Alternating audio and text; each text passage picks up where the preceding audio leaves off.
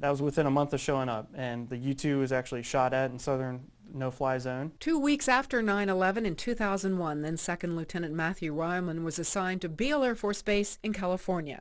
Really quickly, Second Lieutenant Reilman was deployed downrange with Operation Enduring Freedom. One of his first assignments was briefing commanders on the attempted downing of that U-2 reconnaissance plane over southern Iraq. So we had to get up there and kind of articulate what was happening, what we knew, what we didn't know, and then try to help him understand what happened to one of his aircraft over the skies of Iraq. Beale is home to the Air Force U-2 operations, and Reilman immediately put to use what he just learned at Goodfellow. And that was probably one lesson I learned early, was that trust and confidence and that initial training, that while I'd never done that before, we practiced it here at Intel School. You're really trying to paint that picture of what exactly happened to help them buy that risk down, the risk to the platform, the pilot, and ultimately continue operations on that kind of wartime footing. And you don't realize that as a lieutenant when you're kind of briefing it, but then sitting on the other side of the table, that's kind of where the commander's mind is how do we make sure this doesn't happen again? How do we get procedures in place to make sure that we know what's going on when it's happening so that we don't get in that spot?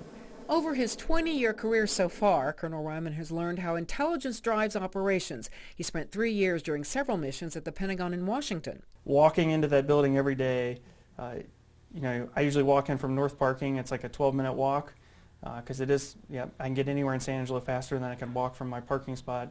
But you can see downtown D.C. and then walking to the Pentagon. You know that's where a lot of the critical decisions are made for national defense. And you have to think about that as you walk up, because sometimes it's really draining to just working through tasks and a lot of the things that you think are mundane. But I had the opportunity to work for some incredible leaders on the air staff, the A26, so in charge of intelligence and cyber effects. And working for Lieutenant General Jameson and Lieutenant General O'Brien, I knew a lot of what we were doing, right? You're shaping a lot of the discussion, the talking points, briefings, and being in the room for the Secretary of the Air Force and the Chief of Staff of the Air Force, and a lot of times leading preparation for them in order to go talk to SecDef or the Chairman of Joint Chiefs of Staff, which is usually the precursor to going and talking to the White House. At that point, you know you're only a few steps removed from some significant national security decision.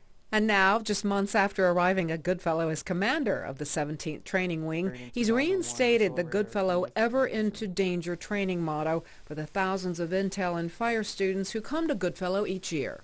We've really started to reinvigorate kind of our wing motto. So Ever Into Danger is our legacy from the 17th Pursuit Group and Bomb Group. So all the way back to the history and heritage we have to World War I, that Ever Into Danger is what I'm trying to convey to everybody again.